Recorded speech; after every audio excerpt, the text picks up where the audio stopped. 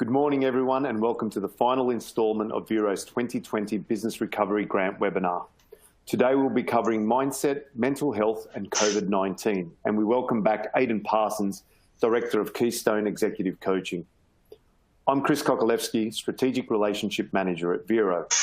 I'm delighted to welcome Aidan Parsons today, but before I hand over to Aidan and to assist the first-time attendee user experience, I'll begin with some general housekeeping rules to make sure everything is working at your end. At the bottom of your screen should be several application widgets. All the widgets are resizable and movable, so feel free to move them around to get the most out of your desktop space. Each widget can also be closed or reopened by clicking on the specific icon at the bottom of your screen. You can also expand your slide area or maximize it to full screen by clicking on the arrows in the top right corner. If you have any questions, and we suggest you put them through during the webinar, you can submit them through the Q&A widget. We recommend using a wired internet connection and closing any programs or browser sessions running in the background. Essentially, the less you have open or running, the better the experience should be, as it takes the pressure off the bandwidth. As the webinar is being streamed directly through your computer, there is no dial-in number for the audio. So hopefully by now you can see and hear me clearly. The sound isn't great, perhaps check your volume on your headsets or your speakers. Some networks cause slides to advance more slowly than others. If your slides are behind, pushing the F5 on your keyboard will refresh the page. And if you have any technical issues, try the help widget at the bottom of your screen. Remember, we encourage you to send through your questions and we'll visit these at the end of the presentation. Now it's over to Aidan, who will take you through today's webinar. Thank you, Aidan.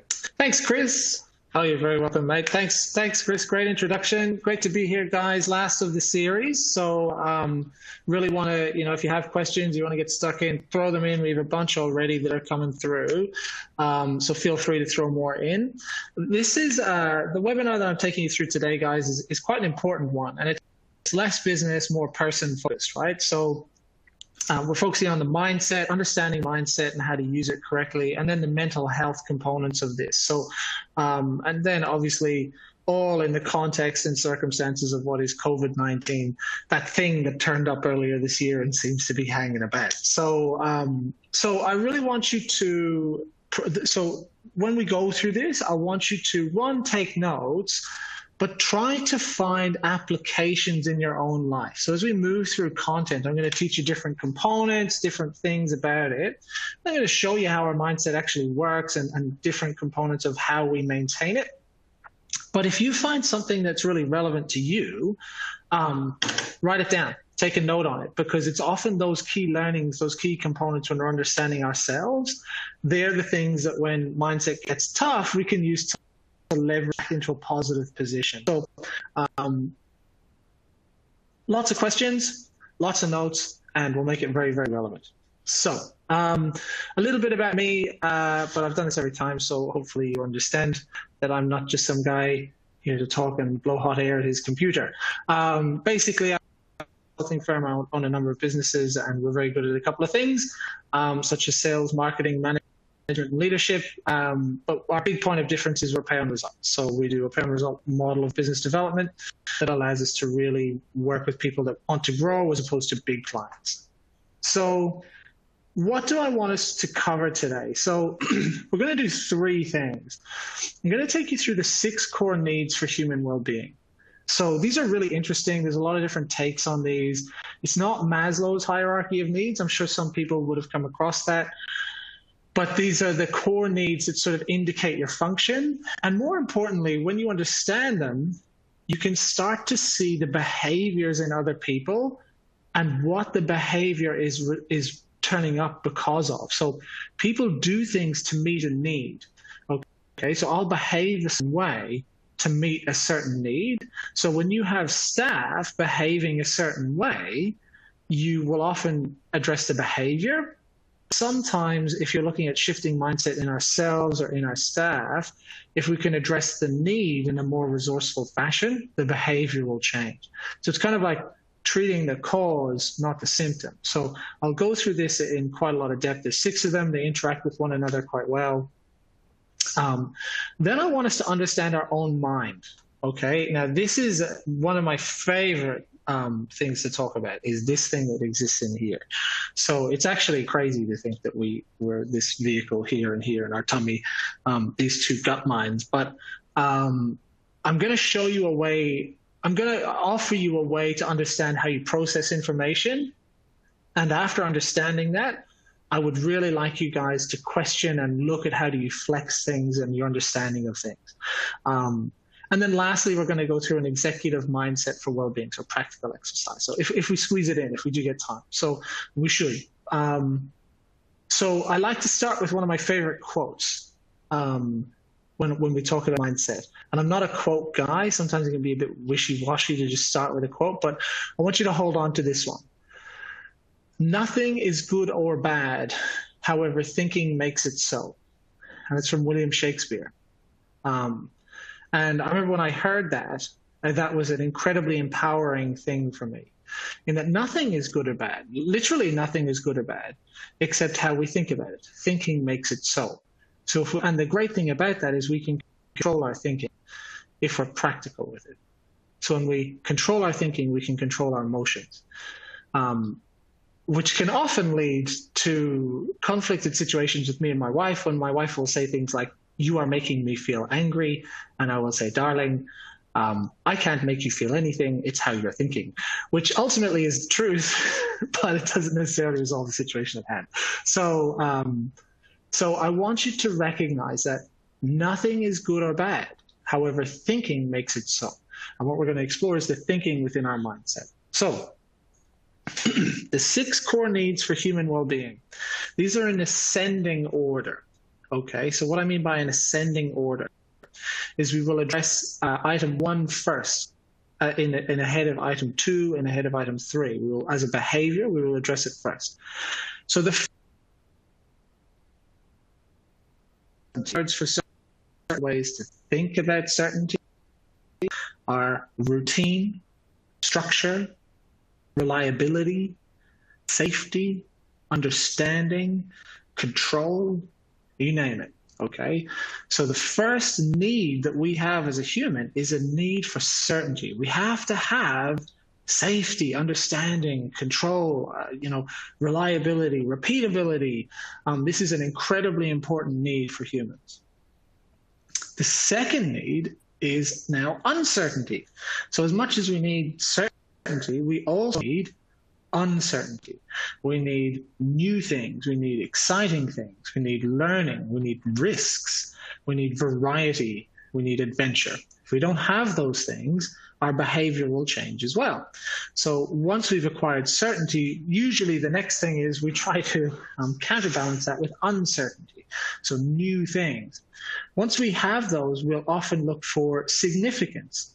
So what is significance? It's kind of self-explanatory, but feeling important, feeling relevant, feeling in tune with oneself, understanding oneself. Significance is not to be mistaken for arrogance. Significance is a sense of self-worth, a sense of self-importance, a sense of self, an understanding of who you are. And once we've acquired that, we then move to connection. Now, this is quite important because human beings are phenomenally social creatures, if not one of the most social creatures on the face of the planet. Connection is very, very high, but it's only really achievable once we've got item 1, 2, and 3, certainty, uncertainty, significance. If we don't have those under control or those satisfied, connection will sometimes be malformed. So when we look at this, we're looking for unity with others, partnership to one another, relationships, that interpersonal communication, sometimes even just being with other humans, sitting with other humans is part of connection. Wearing similar clothes like jerseys and stuff is that sense of connection. And then we move to growth, which is a sense of expansion, a sense of becoming better, a sense of increased capability, that sense of progression, literally that experience of today was a better day than yesterday. That's what we're trying to achieve in the 5th core need. And then the final core need is contribution. So it's that sense of doing good for the greater good, or an ecological act, which is good for me, good for you, and good for everyone else. It's that sense of giving back, that sense of servitude, helpfulness, support, someone being grateful for you. So the final one, and that's usually the one that people aspire will get the greatest satisfaction from, but getting to the point of being healthy in contribution is paramount. So I'm going to break each of these down now, and I'm going to give you really practical examples of how they exist in your life. I'm also going to use something called resourceful or unresourceful. So I'll explain what that means on this slide. So if we look at the first two core needs, okay, certainty and uncertainty, they interact with one another. Okay, so they're not just standalone. So I want you to consider certainty and uncertainty as like a seesaw. Okay, so they're like this. So on my left hand, I have certainty, and on my right hand, I have uncertainty. Okay, so I need a degree of certainty in my life here to tolerate a degree of uncertainty in my life. So if we jump back, guys, and we look at what certainty is, routine, structure, reliability, being safe, having an understanding of things. If I have routine and structure and safety in my life, I can tolerate more stuff. I can tolerate more adventure. I can tolerate more risks. I can tolerate like curveballs from the world that are sent to me. So having a sound base of certainty in your life really establishes a tolerance for the uncertainty of life. Now, conversely, we can have too much uncertainty in this side. So like a pandemic happened this year. That's an awful lot of uncertainty. I remember when they said, okay, surprise, it's in Australia now, we're going into lockdown. That was like thump, uncertainty. What does that mean? How long will that be going on for? People are thinking about selling their house and all sorts of stuff. So how do we apply more certainty to balance that equilibrium? Okay. Now, I talked about resourcefulness and unresourcefulness. Okay, so I'm going to briefly touch on this, but this is where I want you guys to take notes. Okay. Human beings will acquire equilibrium. We will make this balance. Okay, we will. It's whether or not we do it healthily or unhealthily, you could say, or resourcefully or unresourcefully. I'll give you a great example, okay? When I was in university, I was one of those guys who never really did his exam prep or never really did his assignments in advance. I was forever either working at something and then forgot about it and had to do it. You know, Chris is the same. Somehow I pulled it off, right? Maybe it's a big ruse. Maybe you don't have to prepare it anyway. I got to. So I was kind of okay with the uncertainty of not preparing, but other people might not be. So, for example, other people might need their seesaw might look like this. So I don't know if you can see my hand, but they might need a little bit of certainty for a lot of uncertainty, or vice versa. Okay, you might need a lot of certainty for a little bit of uncertainty. So the uncertainty of an exam in 12 weeks' time, that little bit of uncertainty out there, 12 weeks away, needs all this planning and control over here to balance it, right? So when we look at resourceful or unresourceful needs, let's say that someone's in a really boring life. They're in everything is taken care of.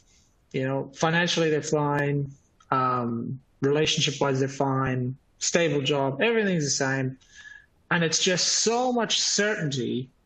There's nothing new in their life. It's like this. It's just so controlled, so much certainty. They need something. They do funny things. They like go and do, corporate boxing and punch each other in the head. They go and do like, they take risks. They speed, or they do illicit drugs, or they do something uncertain, some variety that's just to counterbalance the certainty. Okay. When you consider that, it's not because they particularly want this. It's not because they particularly need it. They can fully understand the damages of it. They do crazy things in their relationships. They do it because they're trying to balance it. They're trying to balance equilibrium, but they're doing it unresourcefully. Okay. Whereas a different thing, a resourceful change might be something to the effect of, you know what? I'm going to start a business. I'm going to do a degree. I'm going to climb Mount Kilimanjaro. Well, no one's doing that at the moment from Australia anyway, but I'm going to do something new. okay? Something resourceful. I'm going to try a new sport. I'm going to challenge myself in some way. That application of resourceful uncertainty will have a better long-term return, as opposed to having a shoot from the hip unresourcefulness. So works on the other side too. So if you have a lot of uncertainty, you just have chaos in your life, you have a lot of responsibilities, you have no ability to control it. Usually the easiest way to get certainty is to just ignore it, is to just go, well, stuff it. I'm not going to focus on that. And you just ignore it. And that's okay sometimes, like you do have to ignore certain things. But you're getting certainty in an unresourceful fashion because you're just not attending to it.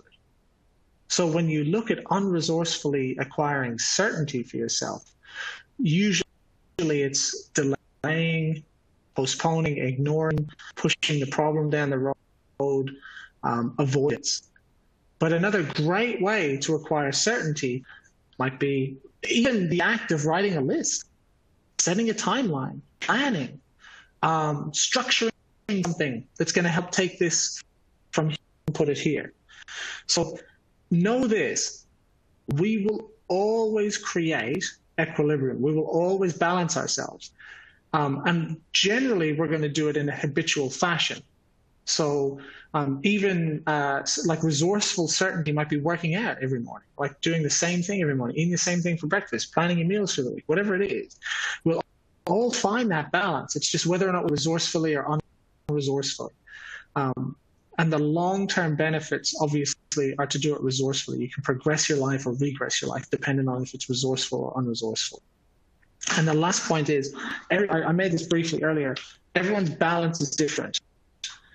Okay, so Chris, I'm going to put you on the spot. So if I'm a skydiver, okay, that's my job, okay? And if I'm not skydiving every day, my life is boring, okay? And this is certainty, and this is uncertainty, okay? So do you think I need a little bit of certainty for lots of uncertainty, or do I need a little bit of uncertainty for lots of certainty? Which way does my arms go? You need a lot more uncertainty from myself, and if you're skydiving, I'd be petrified personally. Yeah, you're totally. I think the uncertainty element is the bigger part, because I think if you're taking a challenge on that part, and there is an element of danger, and obviously danger and existence really in terms of where you're putting your life, you need to live with a huge element of uncertainty in it.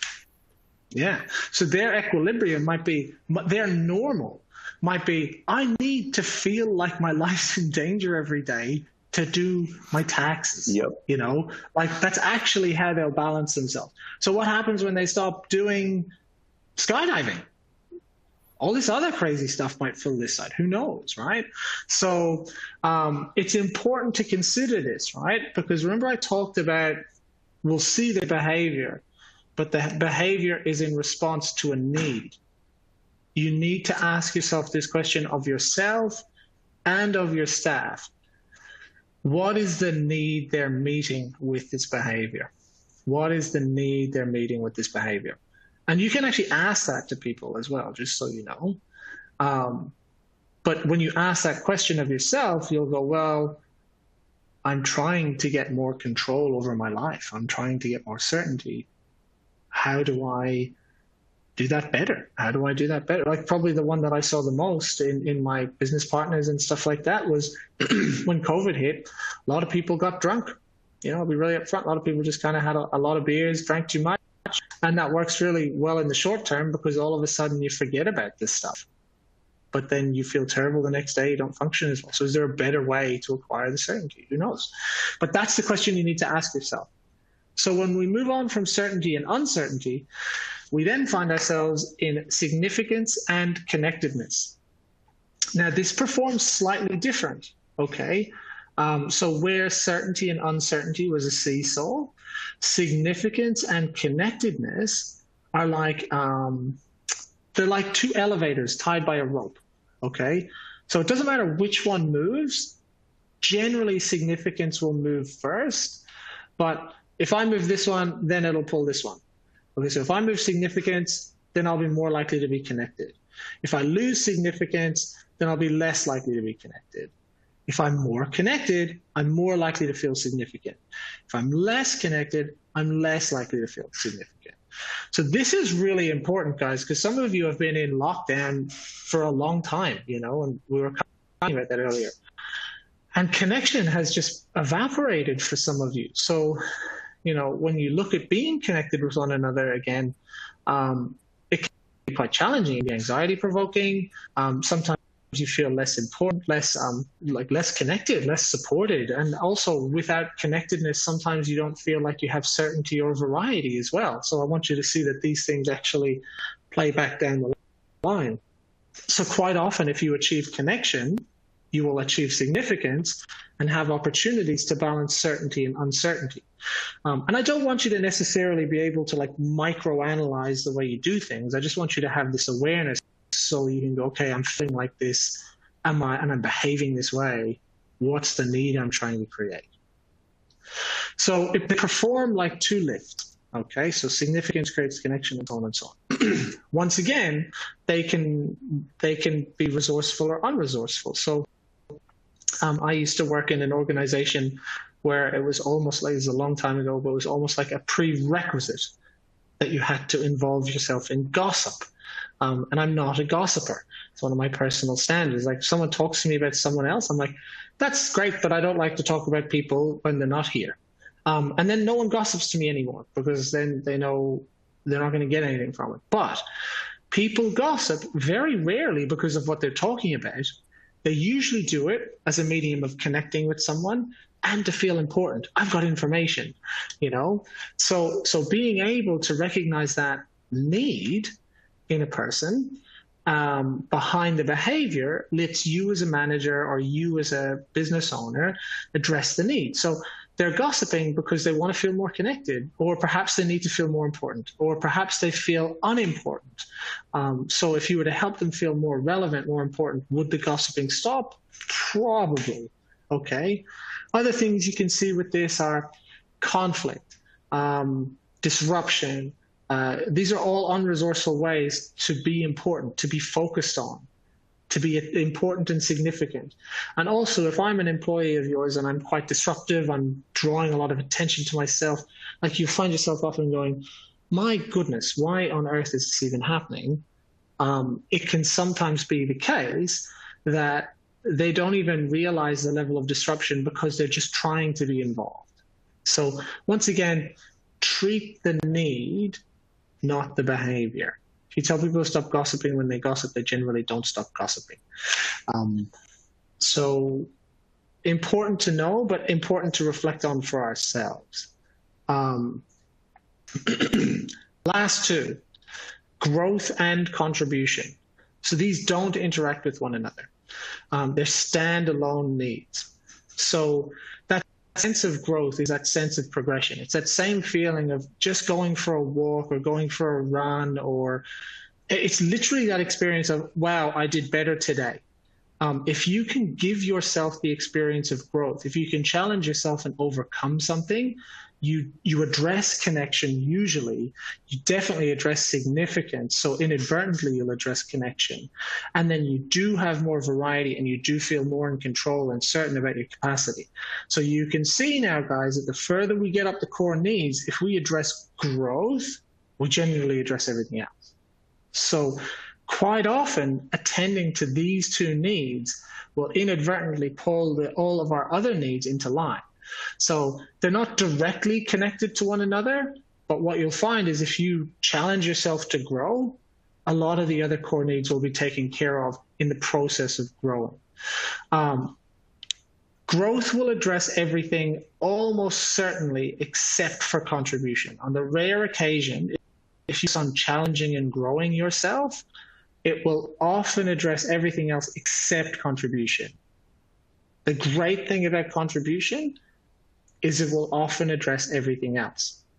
So this is when we look at the concept of happiness, guys.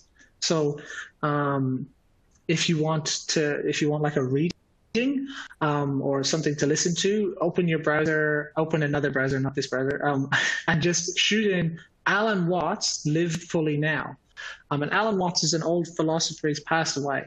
But he talks about happiness, and he talks about it so well, so much better than I can even consider to talk about. And he'll help you understand how contribution addresses happiness, but I'm going to give it a go. So quite often, people will think, I'll be happy when, I'll be happy when, I'll be happy when. And the challenge with I'll be happy when is we're living under this tyranny of when. Because then we get to that point, say, I'll be happy when I lose 10 kilos or whatever it is. And then we get to that and we never accept our happiness. We never live fully in the moment to accept happiness. And we invest again in the future. We pursue again in the future, right? And this is a great way for humans to be active as a species, but it's a terrible way for humans to be satisfied with their lives. And I'm not saying either is right or wrong. I'm just informing you that probably a balance of both, like living for tomorrow, but also living present today, is really helpful in living a satisfied life. Now, a lot of people will say, like, let's say you're hanging out for a new car or buying your first home or whatever it is. And then when you get it, you feel happy for that moment in time, briefly. But it's not because you've got it. It's for that moment in time, you're not wanting anything. It's for that moment in time, you're happy because you have what you thought you wanted. And then it's until you realize you want something else, you have that sense of peace and satisfaction. So a great way to acquire this, guys, is through contribution, is when you give to others, you can see happiness in others, which immediately reflects back in you. So when you give back to others, scientifically, it is the strongest way to improve your own happiness in a sustained and consistent manner. So I'm just grabbing my aircon remote. So when you look at that, you can feel happier immediately. If I won the lotto, I'd be over the moon. But I can tell you that I get more personal satisfaction on a consistent basis when I volunteer at the RSPCA. You know, I know that when I go there, I just feel better about myself. I feel like I've helped these animals that needed love and compassion. And then I feel like I grow as a person. I feel my capacity to care for others is more important. I feel like I'm able to become more connected to things. I feel like I'm a better person for doing it. I actually feel like I'm a better individual. And then I have the routine of it and the variety of meeting new puppies and dogs and horses all the time. So I know through me just doing a little bit of contribution, I serve a lot of my life. And inadvertently, I meet a lot of my core needs. And ultimately, what ends up happening is all the other components of my life function better because I meet my equilibrium across all of them. So I'm not telling you to, well, I would tell you all to go and volunteer at the RSPCA, but the chase a way that you can give to someone else, because through you giving and caring to someone else, you never get as much satisfaction through all of the areas. It satisfies everything. And I kind of, like, I have a 1-year-old son, and I thought my life was great before I got my son. You know, but when Ted arrived, I just love caring for him. I just love it. Like, it's like the ultimate act of contribution. My life is to serve his, to help him be more. You know, and I feel like I've grown as a person. I feel important as a parent. I feel so connected to my son. I have all the variety and adventure and uncertainty of raising a child, but I also have all the certainty of knowing I'll have my best friend in my life for as long as I live. You know, there's this beautiful tale on contribution. So I want you guys to take a moment and just let that sink in. And like, I would really encourage you to listen to this one again, because seeing this sequence of events is very important. It's what allows you to start to be an architect of your own emotional position. So, understanding our own mind and body. Okay, so I'm going to punch through this because I want to get to the last point really quickly.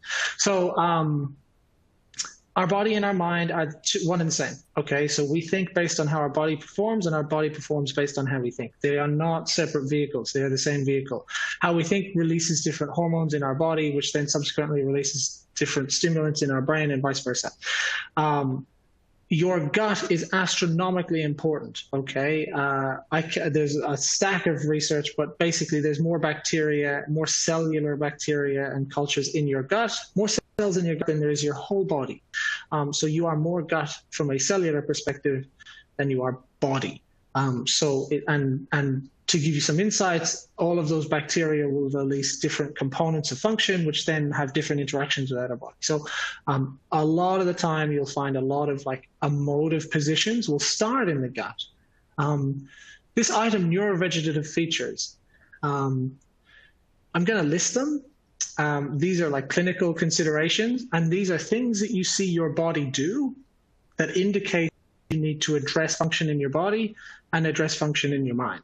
So neuroveg are things like, and you're looking for change, okay? You're not looking, there's not like a good number, it's change. So changes in sleep, changes in appetite, changes in libido, changes in weight, changes in focus, changes in bodily functions. All of those items will indicate to you some degree of distress or relaxation in your body. So you're looking for change. So often people will find that anxiety releases cortisol, which changes function. So thinking consistently about problems that we can't change will like increase cortisol in the blood, which then subsequently impacts on function of the gut tissue, and then subsequently you have a neurovegetative presentation of constipation or something like that. So exploring your neuroveg and not just letting things that happen in your body, even like stiffness and soreness, guys, like if you're consistently waking up stiff and you haven't been doing anything, like something's going on, you know, have a look at that. So a great person to, like if you was to indicate you somewhere, Australian Nutrition Centre are probably the leading people on this from what I can see. They're really good. Emotional experience is our responsibility, and it's also a choice. So we choose to feel the emotions that we feel. Often we choose it subconsciously. Okay, so your job is you've been like your body, your mind has been conditioned to make decisions quickly about things. So I could say Rabbitohs to Chris. I don't know who Chris supports, and Chris might go, "Yeah, the Rabbitohs," or he might go, "Oh, stuff the Rabbitohs," right? And you feel angry or happy, but that's his choice. He can feel what he likes. That's just a micro example that he's been conditioned to feel a certain way about an item, but he can change that. The first thing is recognizing that it is our responsibility. So no one makes you feel anything. You choose to feel something in the presence of someone. That's a hard thing to hear sometimes. So no one's making you feel anxious about the pandemic. You're choosing to feel anxious about the pandemic. And that's a hard thing for me to say because it's a really serious item. But if I don't say it, I don't empower you to experience the pandemic differently. All I do is sit with you and say, it is terrible, isn't it?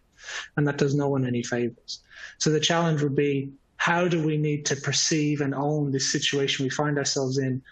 And what do we need to feel about it to thrive in it? So in chaos, there's opportunity for change and there's opportunity for progress. What we choose to feel is often always dictated by our beliefs. Okay, so we'll go back to the Rabbitohs example. So maybe Chris hard and fast believes that the Rabbitohs are the best and they've been robbed the whole time. You know, if he really believes that, then that's going to guide his choice, which then guides his emotions. So when we start to screw down into this, we start to see that beliefs are quite important. And what is a belief? A belief is a convenient assumption of the world and our way of experiencing it. So I could believe that something is good or something is bad. And and I will have a reason to believe that. Usually, if I, let's just say, for example, I was bitten by a dog as a child. And then I'm going to believe that dogs are dangerous, and rightly so. I should believe that because I've been bitten.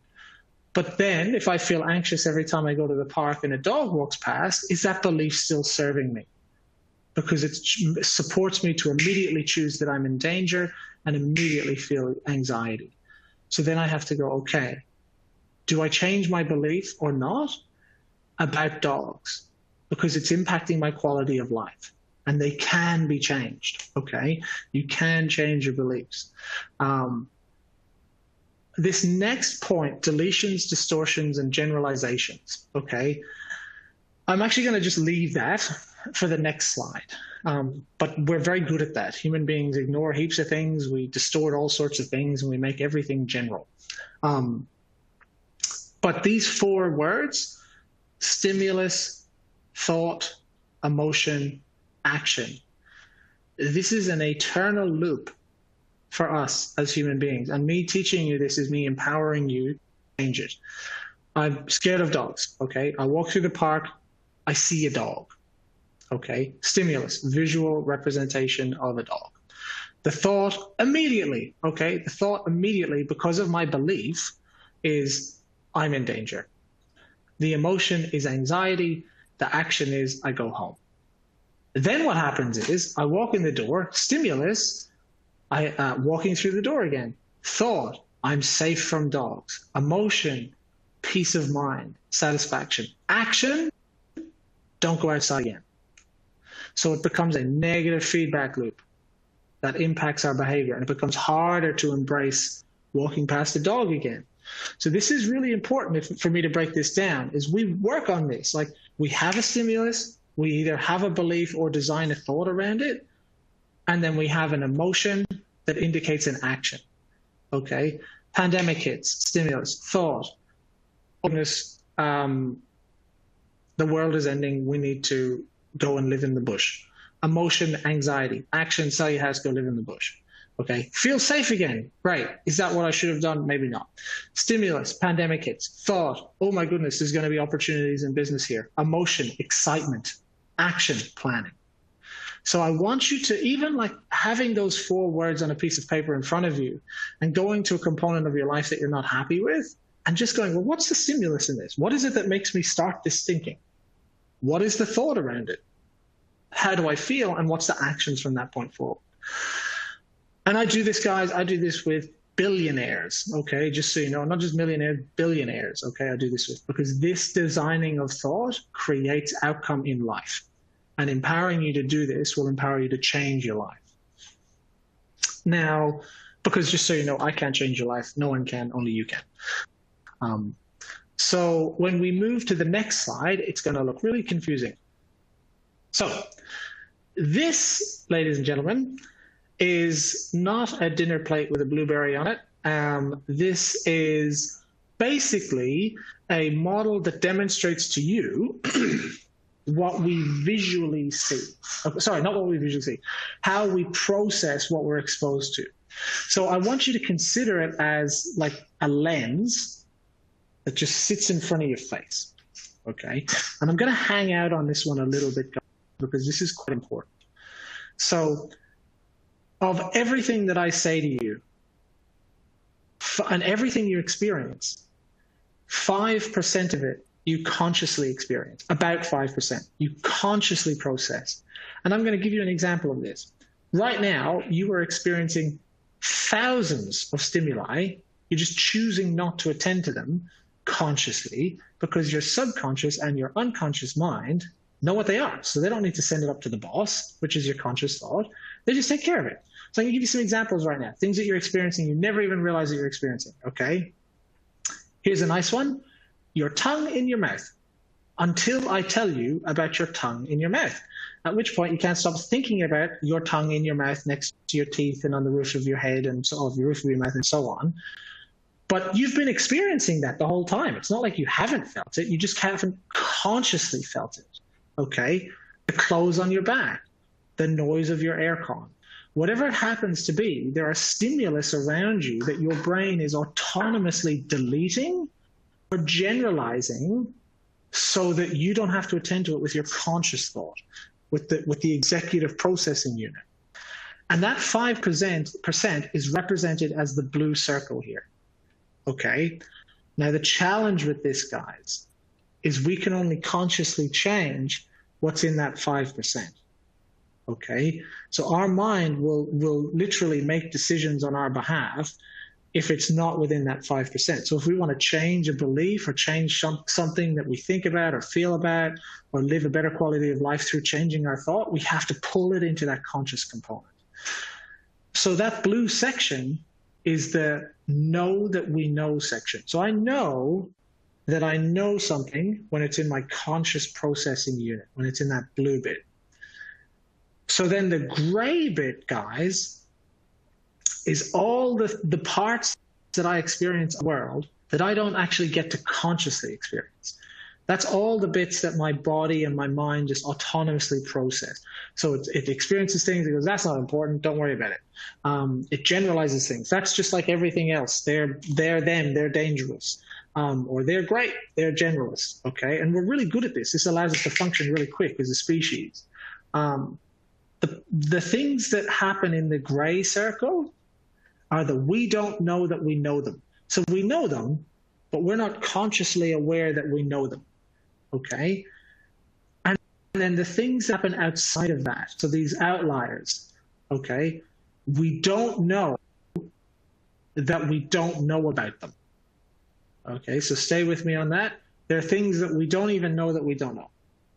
Okay, so maybe the discovery of atoms existed there until we knew that we didn't know about them, and then we know that we know about them. But until we found atoms, we didn't know that we didn't know about them.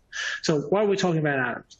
Because I want you guys to be able to understand that for you to be able to take advantage of opportunities, to be able to take advantage of how you feel, the quality of your life, you have to be able to dictate what exists within that 5% from time to time. And these little red dots are opportunities, okay? There's 3 opportunities that I see that sit within my 5%. But what I see in my 5% is dictated by my beliefs, what my brain autonomously chooses to distort, generalize, or delete. So I will be forever chained to live the life that I think I should live based on how I see the world, unless I change that. Now that's a big piece to catch, right? But I'm going to say it again. Until you shift your beliefs and understanding of the world and yourself and your capabilities, your brain will do what it's supposed to do, which is tell you that dogs are scary. So you'll never, ever engage with a dog. You'll always find ways to find that they're scary until you go, I'm sick of living at home. I need to change this. So I share this with you because this is how we work. And for me to change everyone's beliefs here, it can't happen. I just can't do it. We just can't do it like that on a group setting. But being able to recognize that we live the life that we think is incredibly empowering. So remember I said it's like a lens here. Okay, it is. It's like a lens that sits here and only 5% gets to come through. I have a lens and Chris has a lens. Okay, and this is a great example. I could be having a conversation with Chris and I am 100% responsible for that conversation. And Chris can be having a conversation with me and he is 100% responsible for that conversation as well. And the reason why that happens is this. I am responsible for what I say, but I am responsible for how I hear what Chris says. So I am responsible for the lens. So Chris could throw all this information at me, but I'm like, I only want to take this bit through the 5%, please. So I'm responsible for that. That's my responsibility. So Chris and me and you and everyone else on the face of the planet is ultimately responsible for our own emotional position based on our beliefs and based on our understanding of the world. And we only get to consciously process a small section of this. And we process it based on our understanding of our world around us and the life that I think we deserve to live, or how the world is, or our capabilities. So when we take the conscious decision to change how we want to live, we start with what we believe is possible. We start with who we believe we are. And that reflection, guys, is incredibly important for changing our understanding of our circumstance. So we're all in a stress situation. We're in an economic, depression, recession, whatever it is at this moment in time. But I take it. I go, well, great, I'll choose to be successful in this and find the ways to be successful. Success is a choice. You're all not successful because of the economy. You're successful because how you function in the economy, good or bad. So choose to find the way to function in it. You're successful in your relationship because of how relationships, because how you choose to function in them. What you choose to focus on, what you choose to accept and not accept, attend to, not attend to, delete, distort, and generalize, and not delete, distort, and generalize. And that's your power. That's your empowerment. Your happiness is a choice. I can help you feel happy, but I can't make you feel happy. And the only one who can do that is you. So I share this slide to empower you, for you to ask the question, what am I believing is true? What am I conveniently assuming is true? And what do I need to believe differently to succeed or live what I want? And they're hard questions to answer, but when you can answer them, then the quality of your life lifts dramatically. And just so you know, this slide here is something that I would encourage you to revisit a lot. For example, if Richard Branson and I walk down the street, I'm just not going to see the world that Richard Branson sees. He's ways to make millions and millions and millions of dollars, and I'm going to see ways to feed myself for lunch or something. That's the way I work. So I will attend to what I want to focus on. So cool. Bit heavy, bit content orientated, but I want you, if you can even catch it and maybe listen to it again, guys, it will serve you massively. So I'm going to take you through this really quickly, okay? Because I do want to answer some of these questions, but I can't do this en masse with you guys, but I'm going to tell you what to do for yourselves, okay? So this is practical. It rapidly shifts your beliefs. It's private. You can do it with someone in an individual setting, like with someone like myself or someone similar to me, or you can just do it with yourself. You know, you can just play this recording for yourself and do it. It's a guided meditation. It's stupidly powerful, and it's incredibly positively impacting on your life. I personally repeat this every 6 weeks. So what I'm going to do for the benefits of the recording is over like the next 2.5, maybe 3 minutes, I'm actually not going to tell you what I'm going to do. I'm just going to verbalize the activity quite quickly so you can experience it. Okay, so you can either do this along with me, it'll be very quick, or not.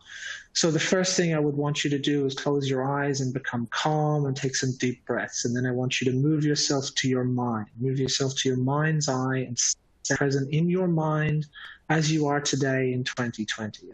And in your mind, I want you to open up a vacant space and design a future version of you. The version of you 12 months from now who has achieved everything they set out to achieve in their personal life, in their financial life, in every way, shape, and form. This version of you is the highest version of you. 12 months from now, who set out and achieved everything they wanted to achieve. And this person, I want you to notice how they dress, what they wear, how they stand, how you feel in front of them, and take some time to let them develop in front of you. Notice them. And then I want you to catch their eye. And I want you to wave at them. Maybe they wave back, maybe they don't. And now I'm going to ask you to take a breath and step from who you are in 2020, leaving who you are in 2020 behind, and step your conscious thought into you in the future. I want you to slide into that version of you, the version of you who's achieved everything they set out to achieve. And I want you to notice as you step into them, all the things that start to feel a little bit different. I want you to slide your hands into their hands, feet into their feet, breathe as they breathe, know what they know and feel what they feel. And as you step into this version of you, I want you to soak them up. Notice what they see differently. And then through their eyes, back at you in 2020. And share advice with that person in 2020. Share how they need to think, what needs to change, how you would advise them. And feel that certainty within them. Feel that togetherness, that control. And now I would ask you to take a strong, deep breath, breathing in that version of you in 2021. Hold it, open your eyes, and come back to the present as that version of you. So even as we do that, right, even as I just verbalize that for you, that's like 3% of what we would actually, like, time that you would spend on it. But you can feel how it changes even when you step into that version. And what you're doing is you're assuming a different identity, a different one of these circles, a different one of these fellas, just for a moment, to rapidly shift your beliefs. So I'd encourage you to do that. Sit present in it. This is just a form of guided meditation, but it's an incredibly effective one. So please do it. Give it a go. If you felt something there, if you felt like it was just starting to bring a little bit of ease to you, please do it. But we have 10 minutes and we can crunch through these questions as well. So go on ahead, Chris, if you can see them. Yeah, I'm definitely here and I can see him, but what a fabulous session, Aidan, honestly. When you look at it, and for me, it resonates back into that quote, the Shakespeare quote at the start of the session, realistically, nothing is good or bad, thinking makes it so. So I started to think about Is it a situation? Could it be an item, the situation we're in, or the item, how we process it? Is it shaped by our current position economically, personally? Can it be shaped by society and its influences? For example, COVID at the moment. Then going back and thinking, well, what can we control, and how do we put that into motion so we can get the best outcome? So fabulous for me personally. That's the bit I took back and go, okay, the situation can be bad or good, but how do I interpret that? And how do I actually then influence it going forward? So, but from me to yourself, fabulous. Thank you very much. Absolutely loved it. And my first question comes from that's wonderful feedback. Yeah, well, go on ahead. Sorry, there must be a lag. It must be a lag. So it definitely stayed with me. But the first question is coming from Damien, and Damien asks, "What are some great ways to build certainty into my life?"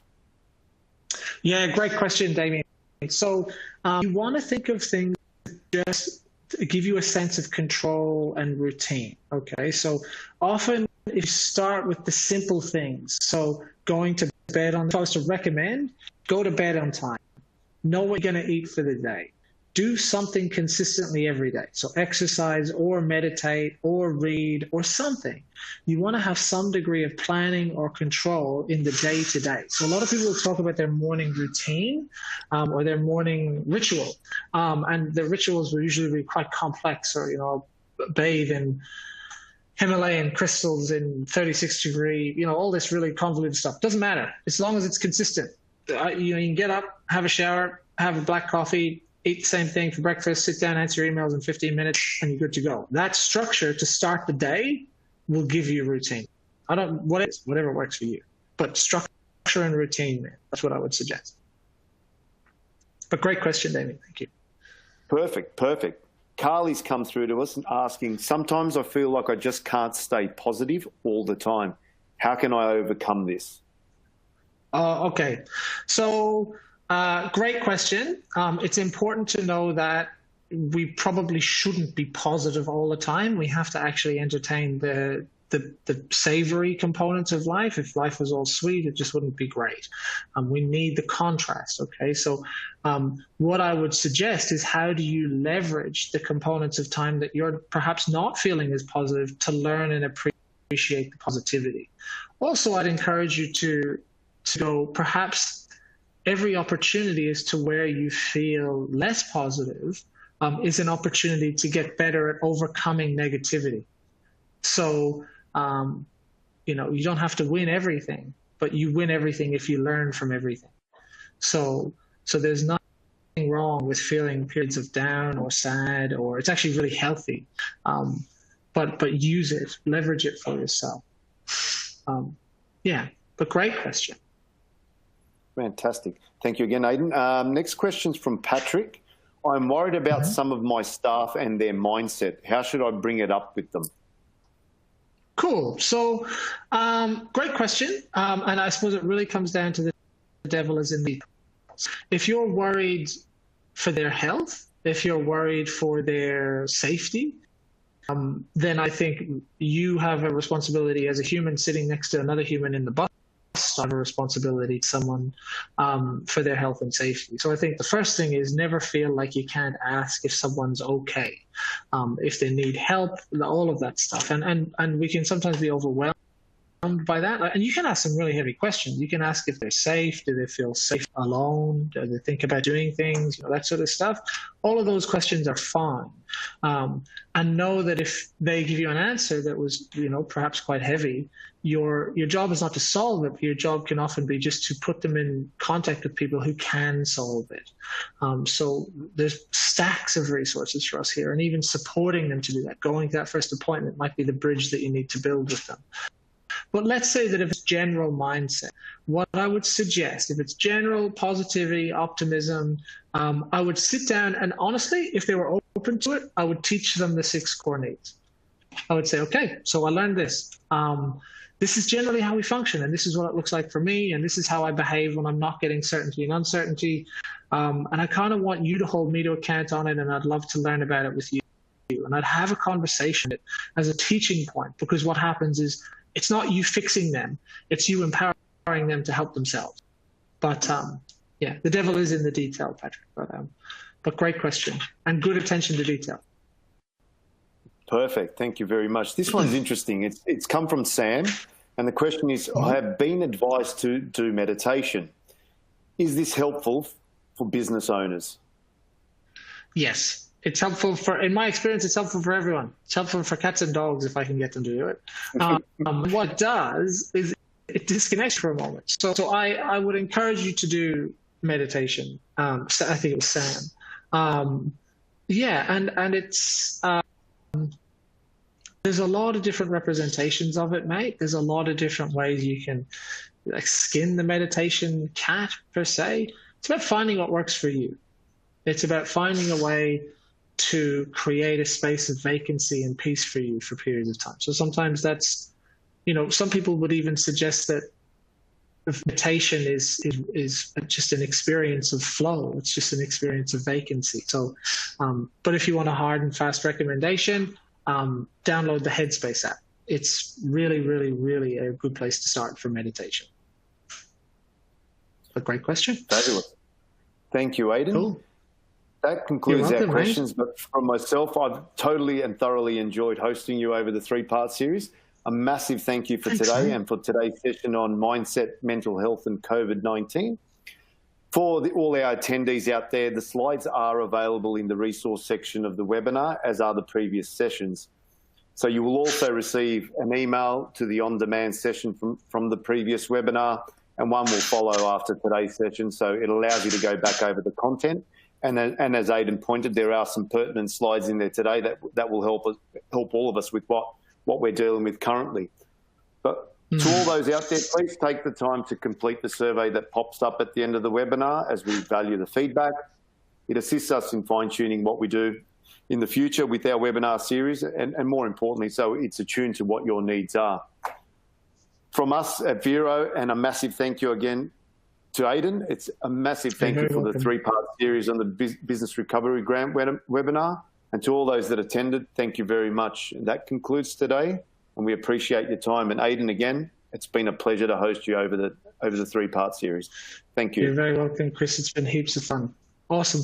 See you soon, guys. Have a good one. Thanks, guys. See you guys.